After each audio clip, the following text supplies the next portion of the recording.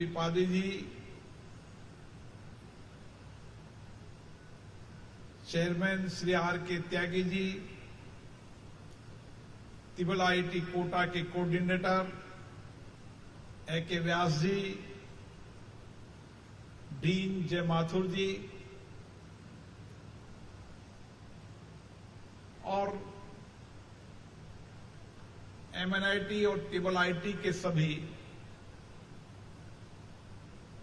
Professor, faculty members, staff, विशिष्ट अतिथिगण और जो मेरे सामने नौजवानों को देख रहा हूं, जो नए भारत के भविष्य हैं,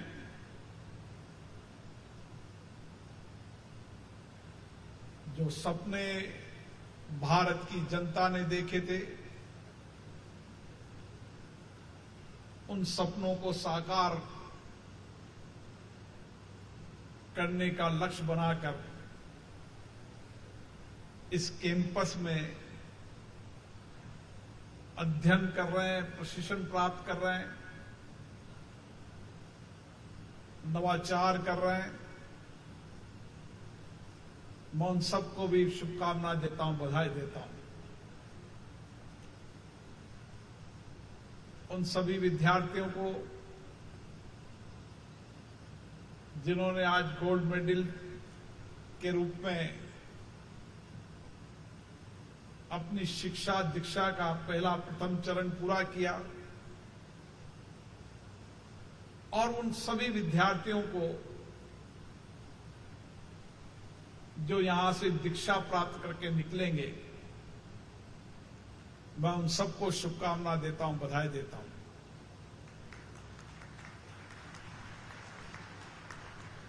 आपके निर्माण में, शिक्षण में, प्रशिक्षण में, संस्कार में जिन फैकल्टी मेंबर का योगदान रहा, जिन कर्मचारियों का योगदान रहा, और आपके माता पिता जिन्होंने आपको अच्छे संस्कार दिए कि आप आज एक प्रतिष्ठित प्रौद्योगिक इंस्टीट्यूट से शिक्षा दीक्षा प्राप्त कर निकले हैं, उन सबको भी मैं साधुवाद देता हूं, बधाई देता हूं। ये संस्थान जिन महानुभूति के नाम हैं, भारत रत्न महामाना पंडित मदन मोहन मालवीय जी, मैं सबसे पहले उनको नमन करता हूं।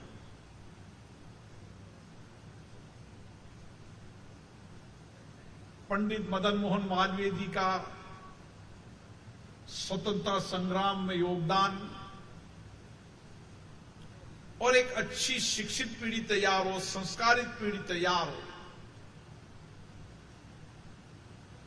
इसके लिए उनका जो समर्पण था, सेवा थी, त्याग था, उस समय की परिस्थिति के अंदर जब अंग्रेजों का शासन हुआ करता था, उन्होंने एक ऐसे विश्वविद्यालयों के विचार को भारत में तैयार किया जिसके माध्यम से जो पीढ़ी निकले, उसका आंदोलन, देश के स्वतंत्रता संग्राम में योगदान हो, देश के प्रति योगदान हो, समर्पित भाव हो, ऐसा विश्वविद्यालय बनाने का विचार उन्होंने उस समय किया। उनके पास धन नहीं था, धन का अभाव था, लेकिन लक्ष्य और विचार था।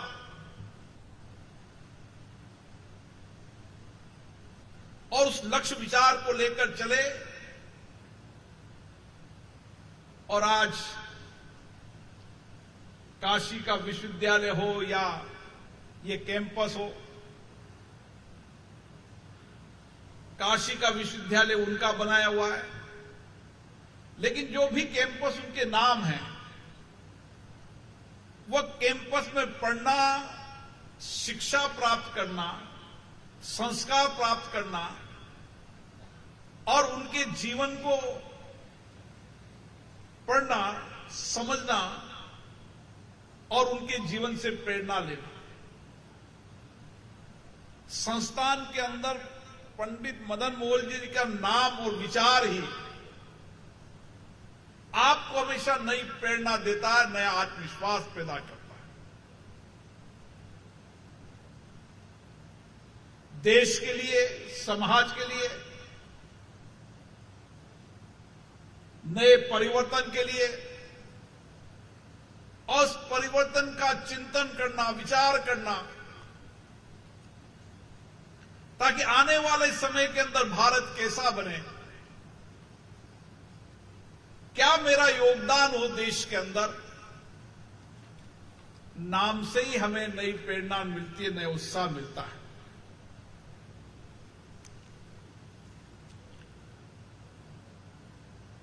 साथियों, हम आजादी के अमृत काल में चल रहे हैं और ये अमृत काल हमारे लिए गोल्डन एरा है। एक ऐसा एरा जो संभावनाओं से भरा पड़ा है।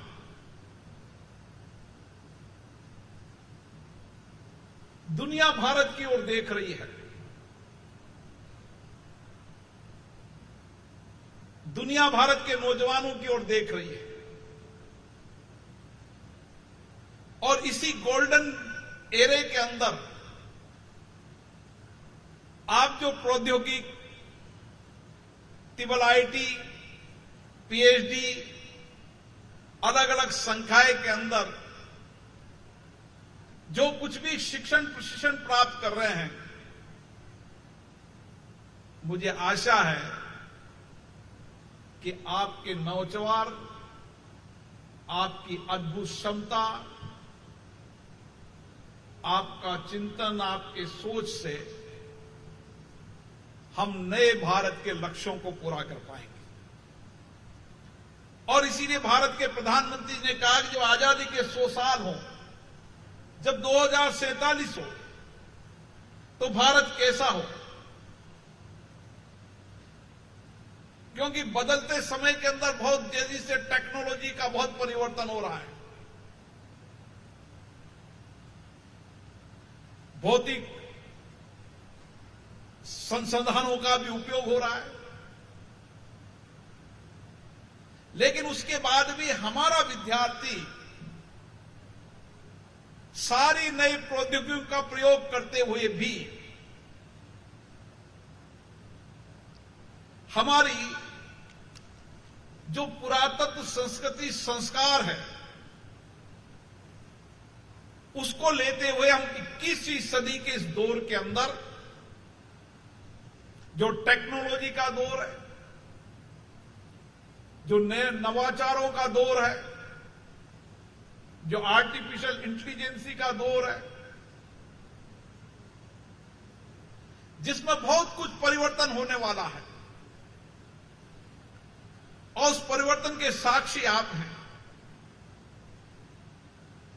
इसलिए हम किस तरीके से इस परिवर्तन के दौर के अंदर हमारी टेक्नोलॉजी का उपयोग करते हुए भारत को विश्व के अंदर सबसे अग्रिम देश बनाएं, और ये निर्भर है मेरे सामने बैठे उन नौजवानों के कारण। ये संभव है, जो मेरे सामने बैठा नौजवान जो सपने देख रहा है, उन सपनों को पूरा करने की सामर्थ्य, शक्ति है तो मेरे नौजवान के अंदर है। मुझे याद है कि जब हम यहां विश्वविद्यालय में आया करते थे, कुछ छात्र राजनीति में थे, जब मालवीय रीजनल इंजीनियरिंग कॉलेज ये हुआ करता था, इसका नाम। हमारे कुछ साथी भी यहां पढ़ते थे, ठहरने का स्थान नहीं हुआ करता था। लेकिन इतनी दूर था कि मित्र लोग कहते थे कि हॉस्टल में आके रुक जाओ, तो भी रुक नहीं पाते थे, क्योंकि जयपुर के परकोटे जयपुर से और मालवीय नगर का ये इलाका एक जंगल का इलाका था, बहुत दूर था, संसाधन नहीं चलते थे। आज जिस कैंपस के अंदर आप हैं, ये जयपुर का मध्य का सेंटर बन चुका है। और इसलिए आप जब निकलेंगे तो जयपुर के इस गुलाबी नगरी के, जो भारत में अपनी संस्कृति के लिए, संस्कारों के लिए, शौर्य स्वाभिमान के लिए, इसकी अलग पहचान है दुनिया के अंदर। देशी विदेशी पर्यटक यहां आते हैं तो देखते हैं कि जयपुर और जयपुर का ये व्यापक इलाका, उस कैंपस के मध्य में आप पढ़ते हैं आज। इसलिए आपको तो जब बाहर निकलेंगे तो सब कुछ चीजें मिलेगी। उस समय था जब बाहर निकलते तो जंगल के अलावा कुछ नहीं हुआ करता था।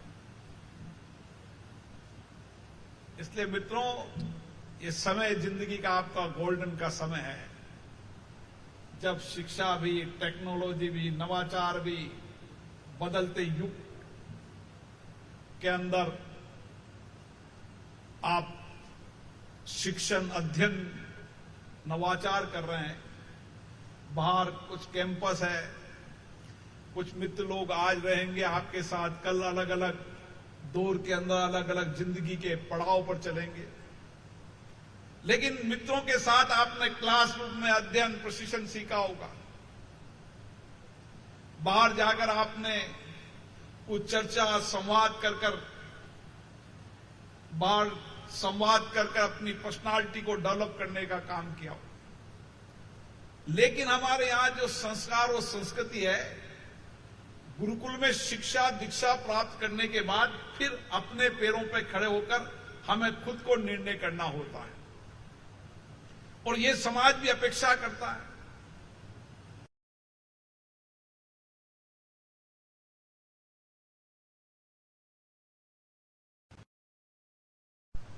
दुनिया के अंदर, समाज के अंदर धन आएगा, चला जाएगा, सब कुछ चला जाएगा, लेकिन शिक्षा का ज्ञान कभी आपका नहीं जाएगा।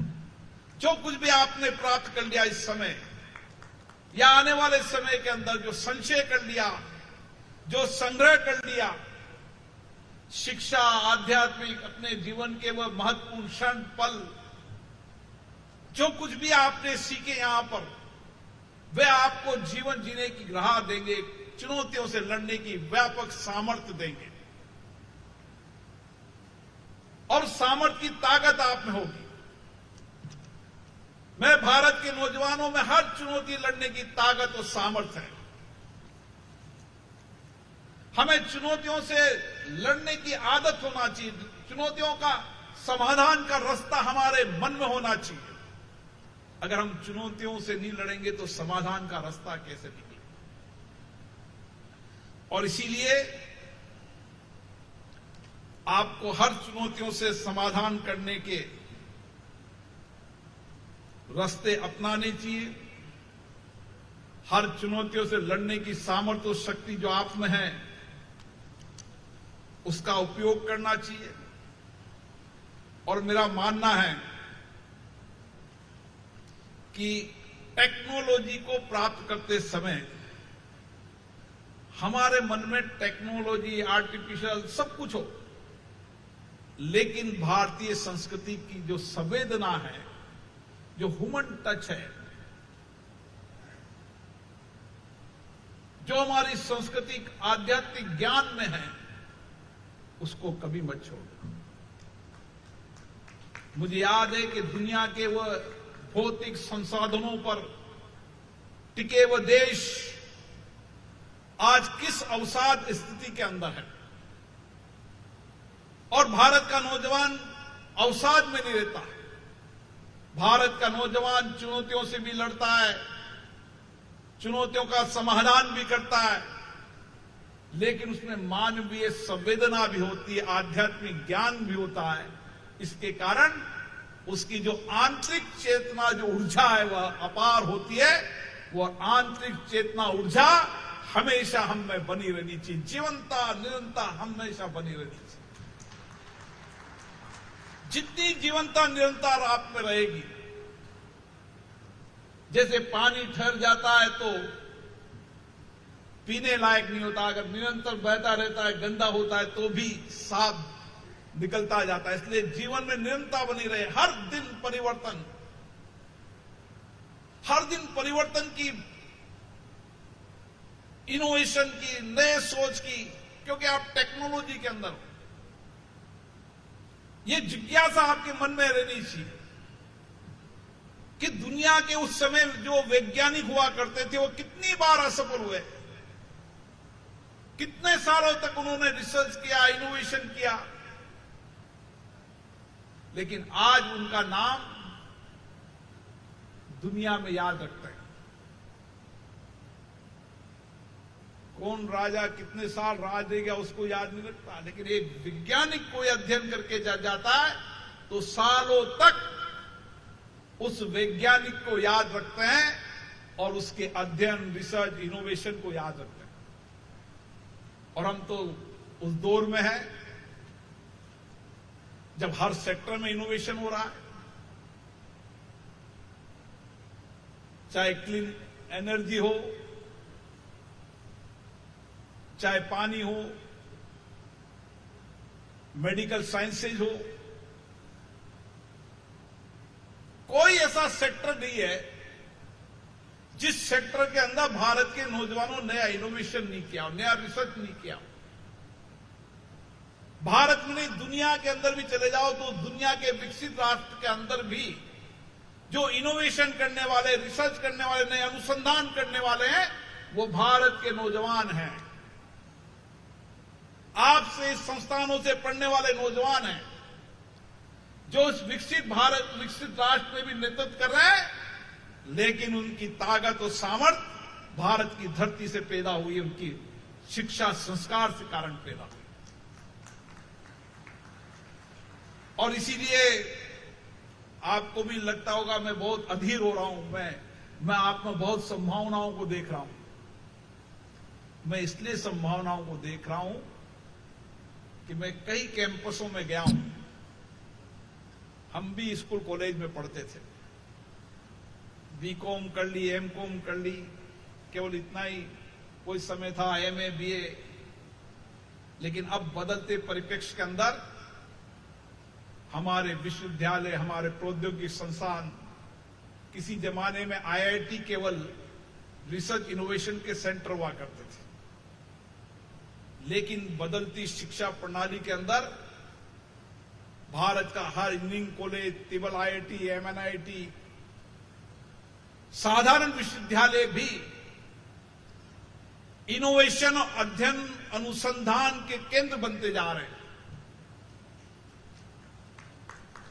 और इसीलिए दुनिया की अपेक्षा भी भारत से है कि दुनिया के अंदर जो वैश्विक चुनौतियां होगी, इसका समाधान निकलेगा तो आने वाले समय में भारत में निकलेगा, भारत के नौजवान निकालेंगे। और इसीलिए अपने जीवन के लक्ष्य तय होने चाहिए, और लक्ष्य तय होना चाहिए और आत्मविश्वास होना चाहिए, जुनून होना चाहिए। जो लक्ष्य तय नहीं होता, जिसमें जुनून नहीं होता, वो जीवन में कुछ नहीं कर पाएगा। लेकिन नए भारत के अंदर मेरे नौजवानों में ये ऊर्जा और सामर्थ्य मैं देख रहा हूं, और इसीलिए मुझे इस नई पीढ़ी पर बहुत अपेक्षा है। अपेक्षा आपसे सब समाज को, पूरे भारत को है। और इसीलिए आप में जो टैलेंट है, जो आपके टारगेट है, वो टैलेंट है, टारगेट है, वो एनर्जी आप में है, इस एनर्जी का हमें अधिकतम उपयोग करना है और ग्लोबल मार्केट का नेतृत्व करना है। आज भारत के अंदर आप जैसे नौजवानों ने, इसी कैंपस से निकले नौजवानों ने दुनिया के अंदर, स्टार्टअप की इस दुनिया के अंदर आज 30 नंबर पर भारत है। और जिस गति से हम चल रहे हैं, 80,000 90,000 से ज्यादा स्टार्टअप हैं, 100 से ज्यादा यूनिकॉर्न हैं, और जो गति हमारी है, हर चुनौतियों का समाधान, हर कठिनाइयों का समाधान, मानवीय संवेदना के साथ काम करते हुए मानवीय जीवन के अंदर जो भी चुनौतियां, उसका समाधान, ये सामर्थ्य हमारे नौजवान में है। इसलिए मेरा आपसे आग्रह है कि हम इन्हीं कल्पनाओं से, इन्हीं सपनों से यहां से निकलें। इन सपनों को पूरा करने के लिए हम में और आत्मविश्वास पैदा हो, और जो कुछ कर सकता हूं मुझे करना है, मुझे बदलते भारत की तस्वीर को नया बनाना है, दुनिया के अंदर भारत नेतृत्व करे, ये क्षमता मेरी है। इन सपनों के साथ आपको इस कैंपस से बाहर निकलना है। मुझे आशा है कि आप का ये जीवन, ये समय जो निकला है,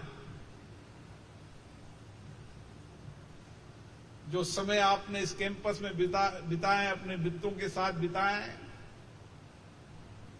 ये आपको हमेशा हमेशा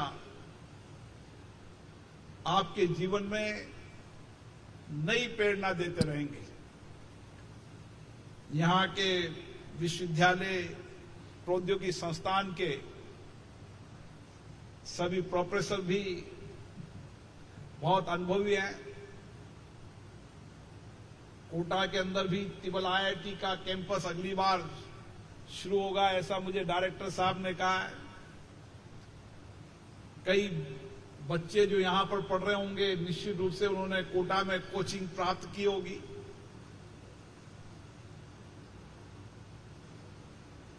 आने वाले समय के अंदर जो जमाना प्रौद्योगिकी का है, टेक्नोलॉजी का है, आर्टिफिशियल इंटेलिजेंस का है, मशीनिंग युग का है, रोबोट का है,